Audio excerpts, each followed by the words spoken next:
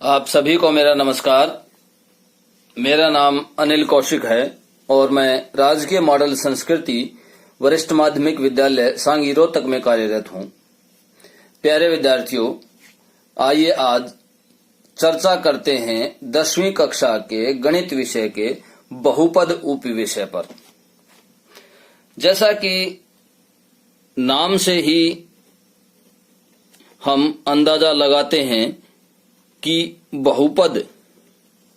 बहुपद जो है वो अनेक पद, लेकिन यहां हमेशा हम भ्रांति का शिकार होते हैं कि बहुपद के नाम के अर्थ पर ना जाकर उसका हम वास्तविक अर्थ देखें तो वो भिन्न भिन्न मिलता है।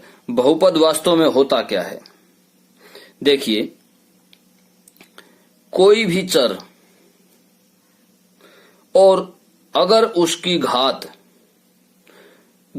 एक पूर्ण संख्या है, किसी भी चर की घात पूर्ण संख्या है, तो वह क्या कहलाएगा?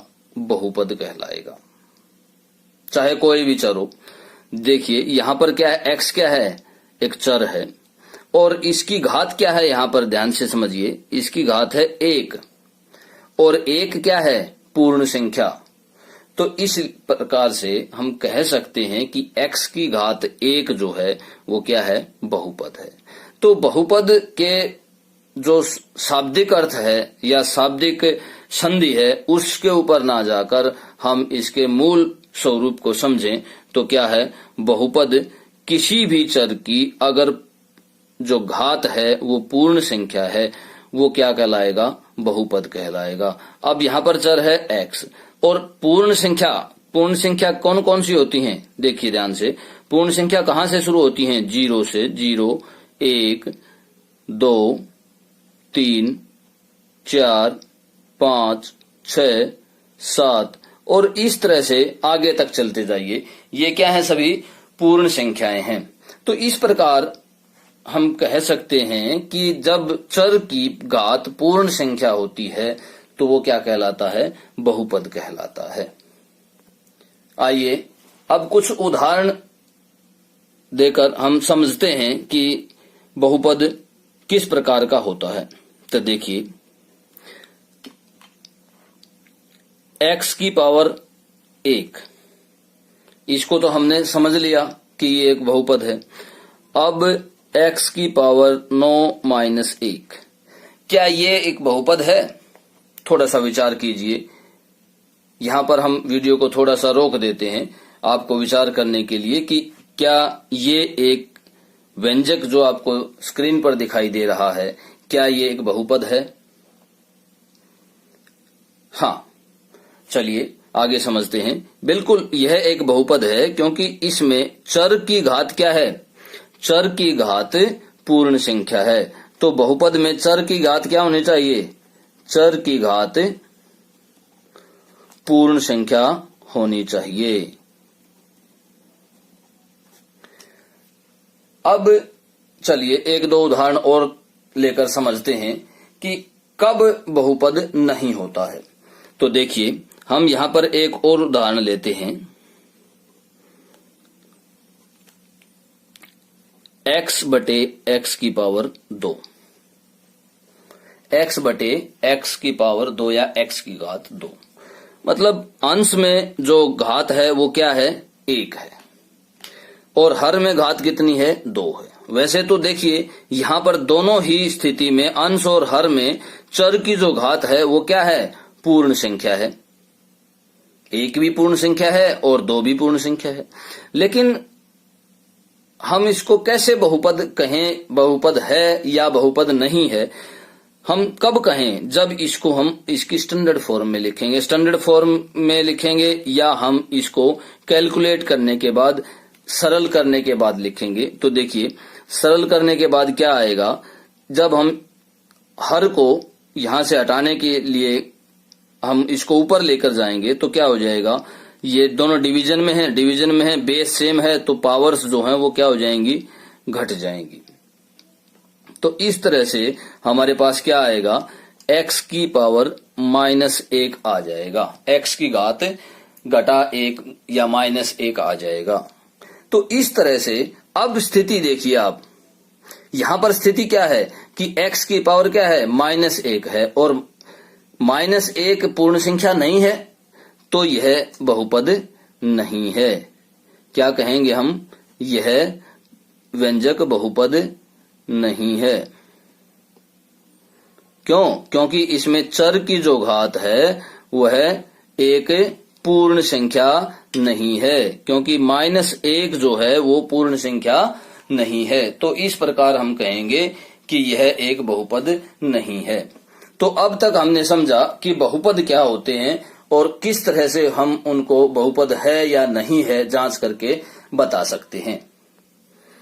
आइए अब रैखिक बहुपद पर चर्चा करते हैं। रैखिक बहुपद क्या होता है? ऐसा बहुपद जिसमें चर की सबसे बड़ी घात 1 होती है। रैखिक बहुपद क्या होता है? ऐसा बहुपद जिसमें चर की सबसे बड़ी घात 1 होती है, जैसे x की पावर 1, ये एक क्या है, रैखिक बहुपद है। या x जमा 9, यह भी क्या है, एक रैखिक बहुपद है। या y जमा 1, ये भी क्या है, एक रैखिक बहुपद है। क्यों है ये रैखिक बहुपद?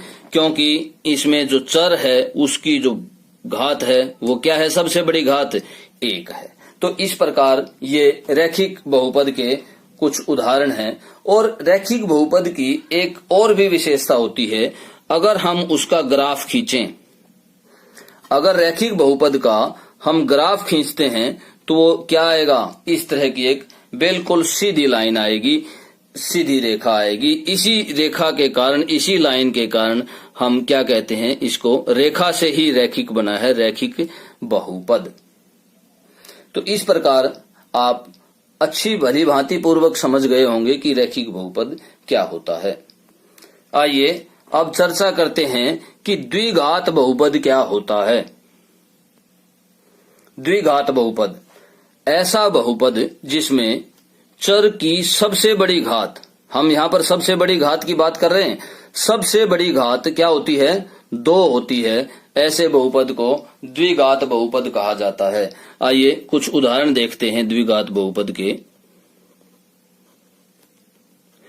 जैसे x की पावर 2 या x की पावर 2 जमा 1 या x की पावर 2 जमा x जमा 9 या y की पावर 2 जमा 8, इस तरह के ये सभी क्या हैं, ये द्विघात बहुपद हैं। क्यों?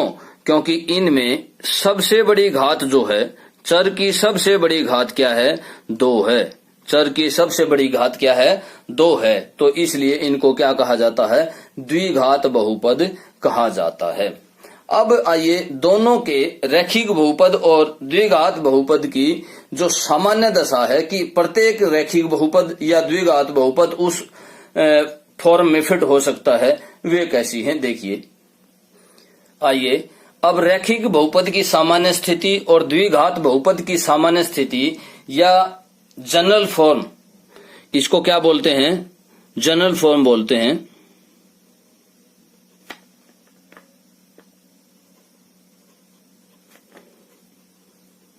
इसको जनरल फॉर्म बोलते हैं, सामान्य स्थिति द्विघात बहुपद और रैखिक बहुपद की।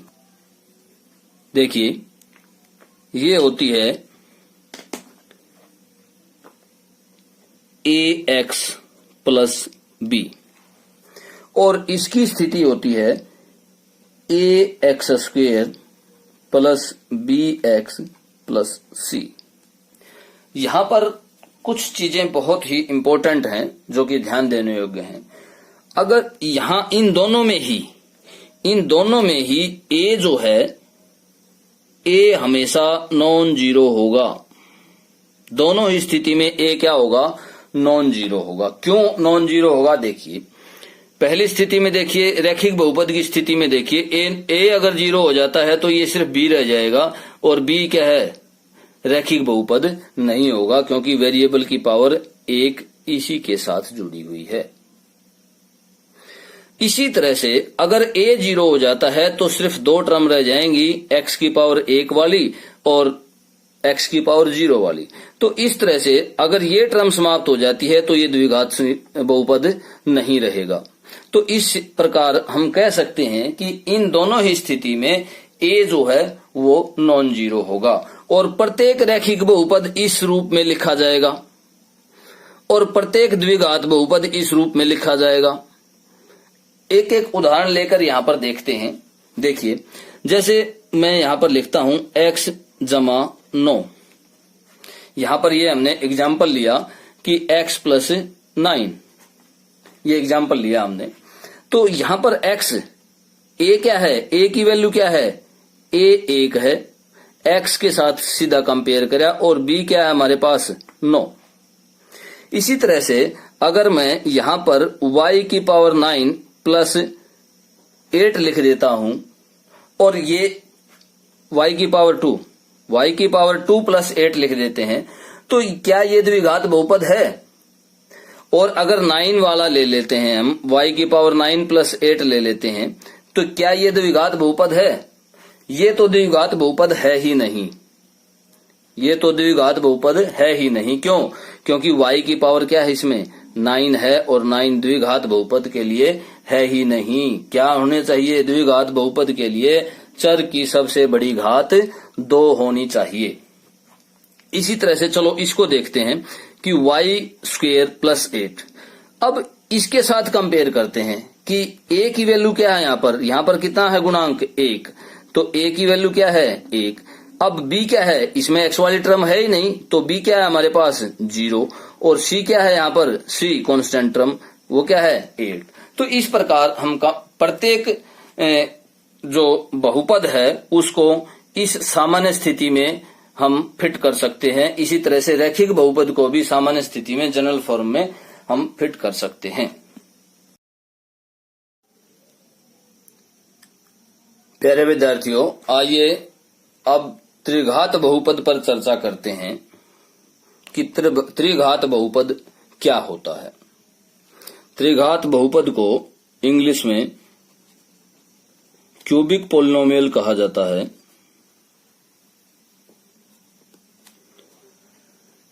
क्यूबिक त्रिघात, जिसमें सबसे बड़ी घात 3 होती है। चलिए कुछ उदाहरण लेते हैं, आपको उदाहरणों से अच्छी तरह से समझ में आ जाएगा।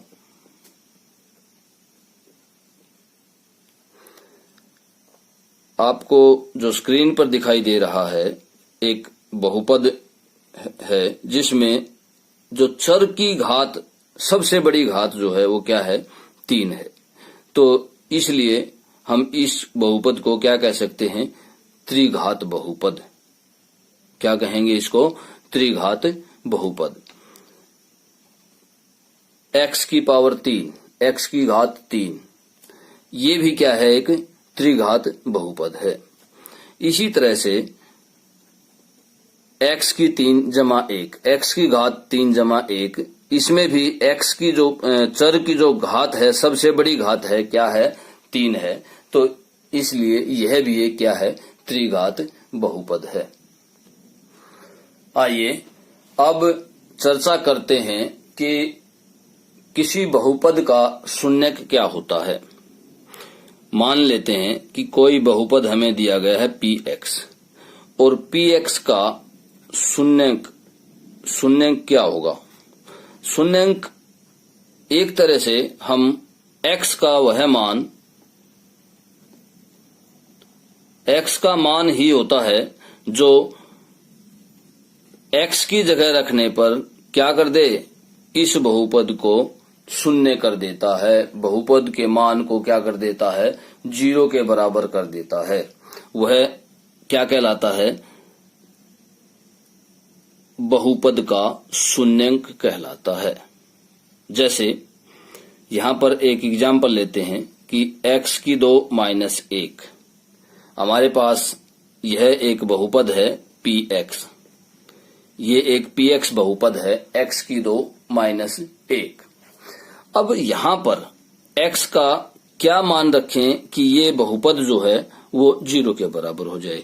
तो देखिए, अगर हम x को 1 रख देते हैं, x का मान 1 रखते हैं, तो P1 is equal to 1 square minus 1 is equal to 0।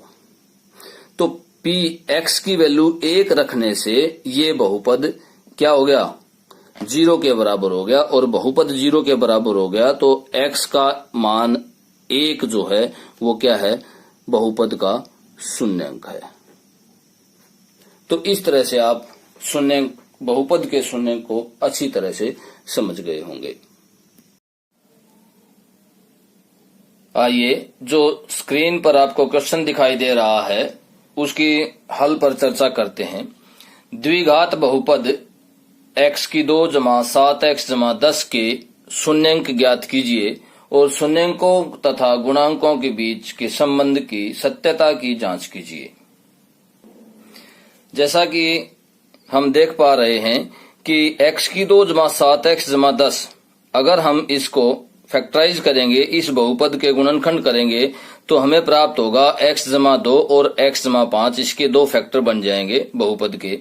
और जब हम यहां से शून्यंक निकालेंगे तो देखिए x बराबर है, क्या आ जाएगा,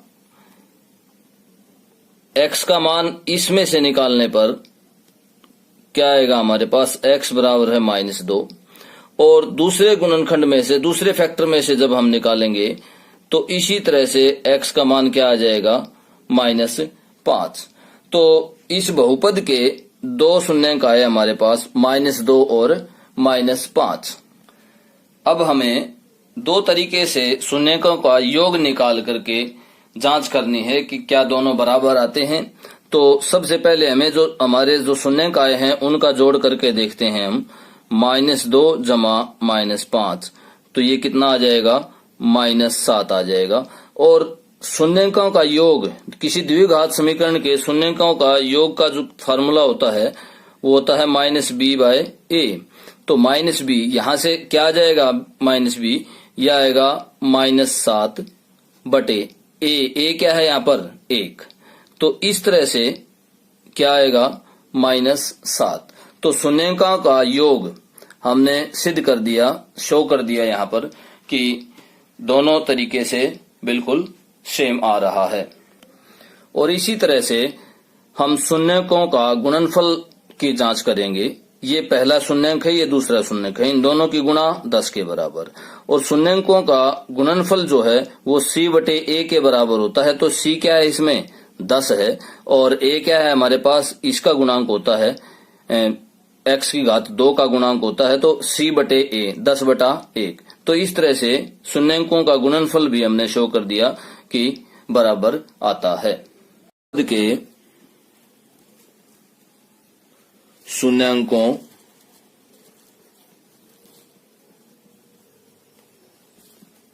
को और गुणांकों के में संबंध या के बीच संबंध। अब हमारे पास क्या है, थोड़ा सा हम बहुपद के शून्यंक पर चर्चा करते हैं कि कोई भी बहुपद है उसका शून्यंक कितने होते हैं। वास्तव में शून्यंक जो है, शून्यंक क्या होता है, बहुपद का हल का हल होता है शून्यंक। जैसे यहां पर एक उदाहरण लेते हैं,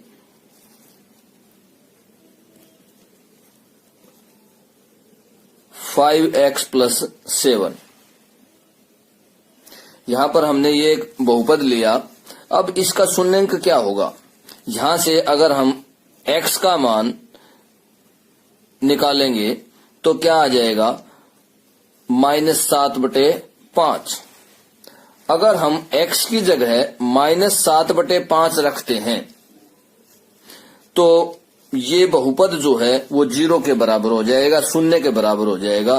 तो इस तरह से x बराबर है -7/5 दिए गए बहुपद का शून्यक कहलाएगा।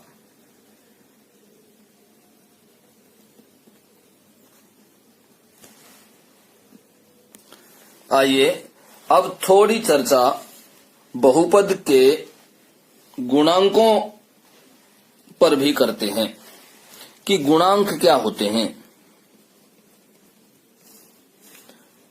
गुणांक कैसे होते हैं और क्या होते हैं।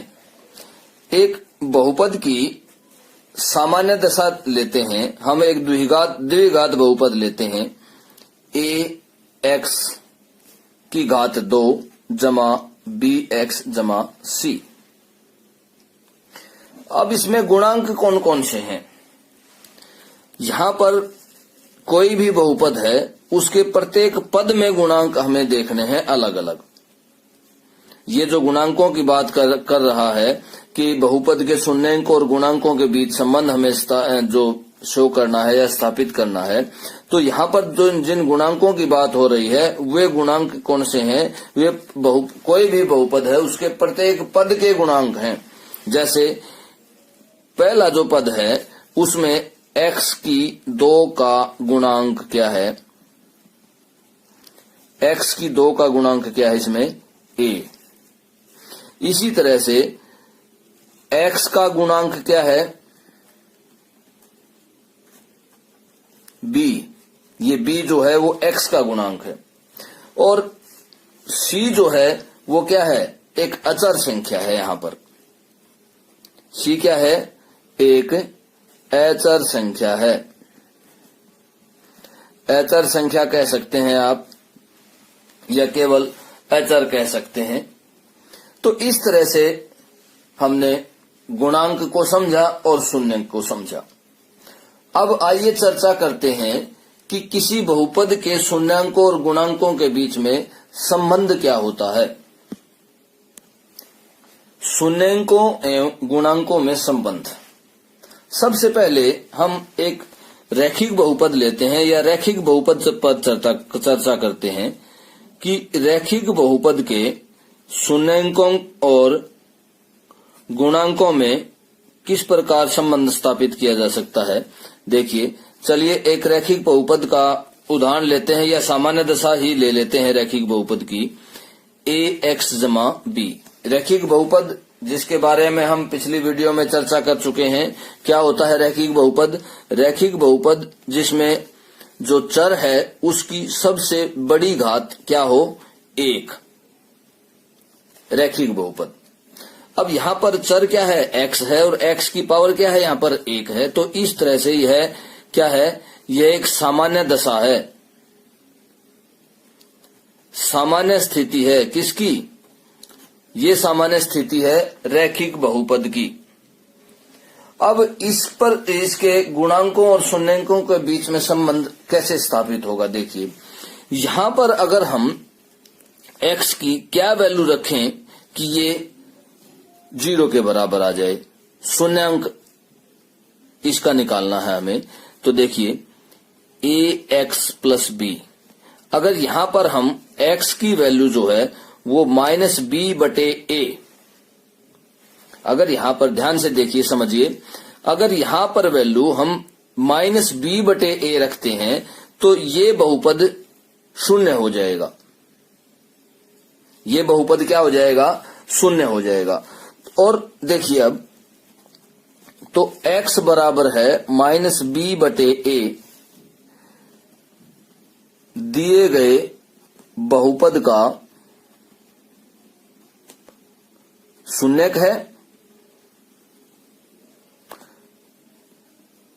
क्यों?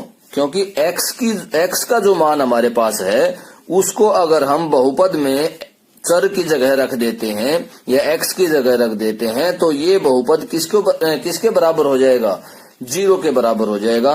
देखिए एक बार रख के देख लेते हैं। चलिए x की जगह अगर हम -b/a रखते हैं और प्लस b, तो इस तरह से देखिए ये a इससे कैंसिल, यहाँ क्या आ जाएगा -b और प्लस b।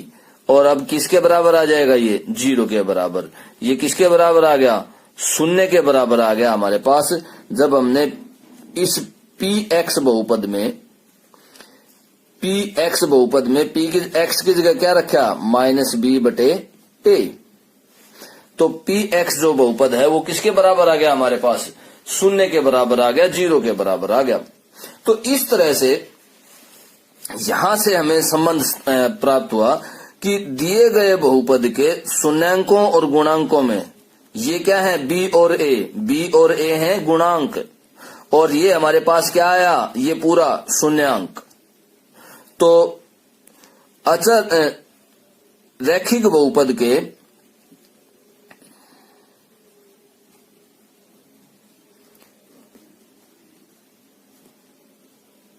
रैखिक बहुपद का शून्यक बराबर है -b/a।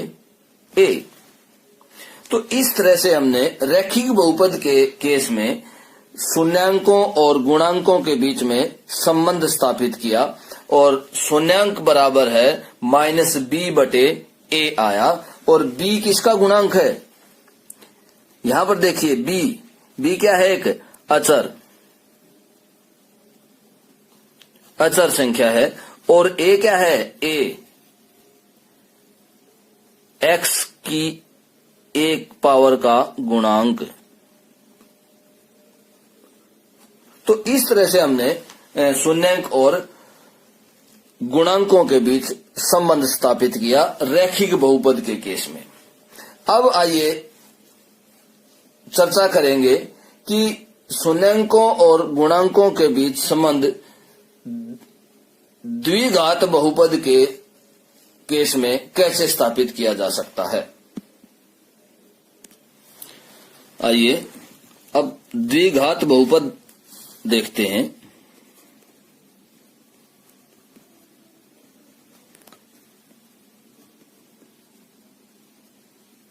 द्विघात बहुपद देखिए, एक उदाहरण लेते हैं द्विघात बहुपद का और उसके शून्यांकों और गुणांकों पर चर्चा करेंगे। तो देखिए, हम एक उदाहरण लेते हैं 2x की 2 -8x = 6। अब अगर हम इसके गुणनखंड करते हैं तो हमारे पास गुणनखंड आएंगे 2 × x - 1 और x - 3। और अब इसके अगर शून्यांक निकालें, इस बहुपद के शून्यांक अगर हम निकालें तो देखिए, यहां से शून्यांक हमारे पास आएंगे, x का मान यहां से क्या आएगा, इस ब्रैकेट से 1, और यहां से क्या आ जाएगा 3। तो इसके दो शून्यांक हो जाएंगे हमारे पास, एक 1 और दूसरा 3। अब इन दोनों शून्यांकों के योग पर चर्चा करते हैं। देखिए, शून्यांकों का योग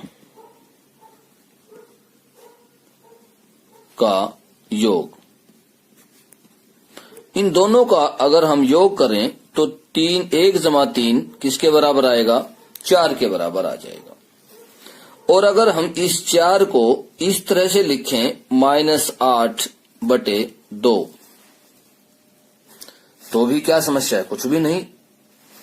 इसको अगर हम सोल्व करते हैं तो 4 ही आएगा।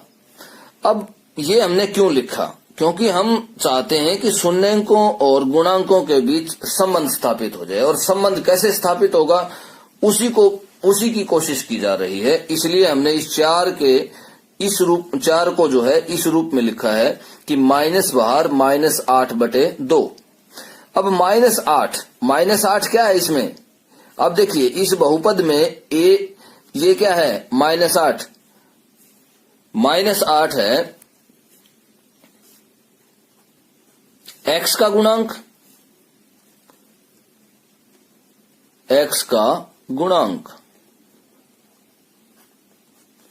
और नीचे क्या है 2 किसका गुणांक है, x की 2 का। तो नीचे क्या आएगा, x की 2 का गुणांक। अब ध्यान से समझिए, ये तो हो गया शून्यकों का योग। अब शून्यकों के गुणनफल पर भी चर्चा करते हैं।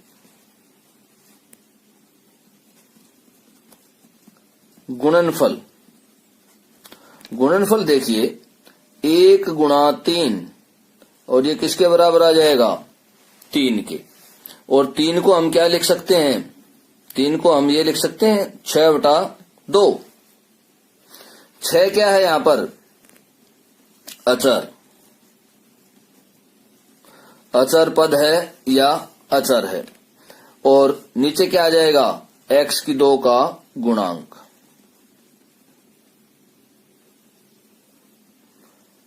x2 का गुणांक। तो इस तरह से हमने देखा कि शून्यंका का योग जो है वो किसके बराबर आ रहा है? माइनस नेगेटिव ऑफ x का गुणांक बटे x2 का गुणांक। और गुणनफल किसके बराबर आ रहा है? अचर पद बटे x2 का गुणांक। तो हम इस प्रकार बहुपद की सामान्य स्थिति को देखें, द्विघात बहुपद की सामान्य स्थिति को देखें, तो द्विघात बहुपद की सामान्य स्थिति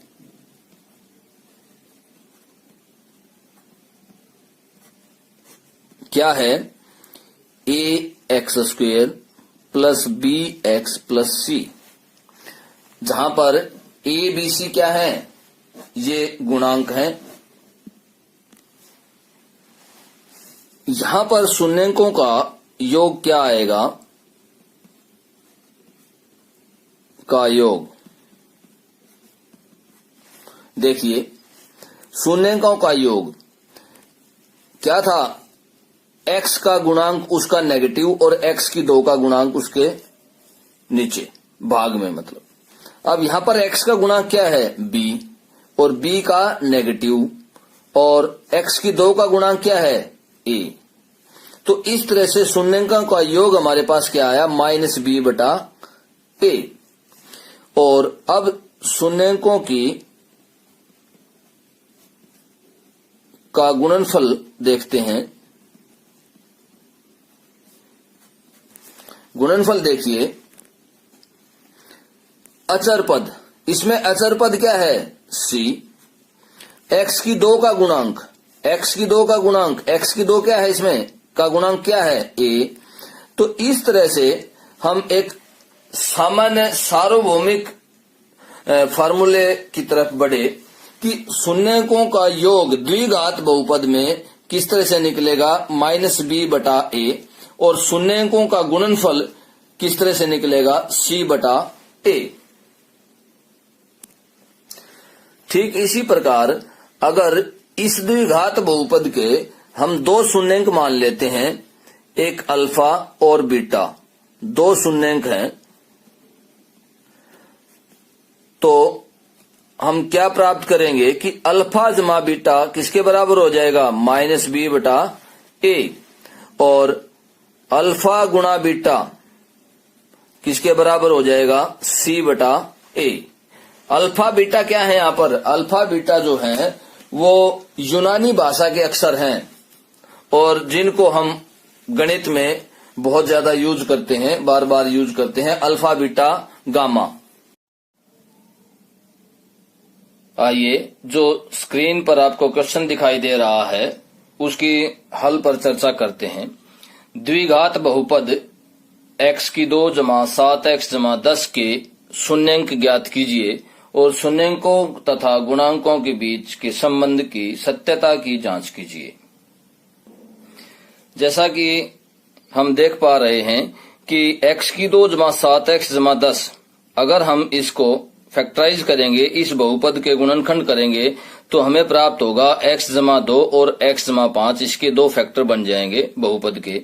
और जब हम यहां से शून्यंक निकालेंगे तो देखिए x बराबर है क्या आ जाएगा? x का मान इसमें से निकालने पर क्या आएगा हमारे पास? x बराबर है -2। और दूसरे गुणनखंड में से, दूसरे फैक्टर में से जब हम निकालेंगे तो इसी तरह से x का मान क्या आ जाएगा? -5। तो इस बहुपद के दो शून्य का है हमारे पास -2 और -5। अब हमें दो तरीके से शून्यकों का योग निकाल करके जांच करनी है कि क्या दोनों बराबर आते हैं। तो सबसे पहले हमें जो हमारे जो शून्यकाएं हैं उनका जोड़ करके देखते हैं हम। -2 जमा -5 तो ये कितना आ जाएगा, -7 आ जाएगा। और शून्यकों का योग, किसी द्विघात समीकरण के शून्यकों का योग का जो फार्मूला होता है वो होता है -b/a। तो -b यहां से क्या आ जाएगा, -b यह आएगा -7 बटे a क्या है यहाँ पर 1। तो इस तरह से क्या आएगा -7। तो शून्यकों का योग हमने सिद्ध कर दिया, शो कर दिया यहाँ पर कि दोनों तरीके से बिल्कुल सेम आ रहा है। और इसी तरह से हम शून्यकों का गुणनफल की जांच करेंगे। ये पहला शून्यक है, ये दूसरा शून्यक है, इन दोनों की गुणा 10 के बराबर। और शून्यकों का गुणनफल जो है वो c/a के बराबर होता है। तो c क्या है, इसमें 10 है, और a क्या है हमारे पास, इसका गुणांक होता है x की घात 2 का गुणांक होता है। तो c/a 10/1। तो इस तरह से शून्यकों का गुणनफल भी हमने शो कर दिया कि बराबर आता है। प्यारे विद्यार्थियों, आपको स्क्रीन पर 3 क्वेश्चन दिखाई दे रहे होंगे। ये आपको 30 सेकंड के लिए दिखाई देंगे। आप इनको नोट करें और होमवर्क के रूप में अपनी कॉपी में सॉल्व करें। धन्यवाद।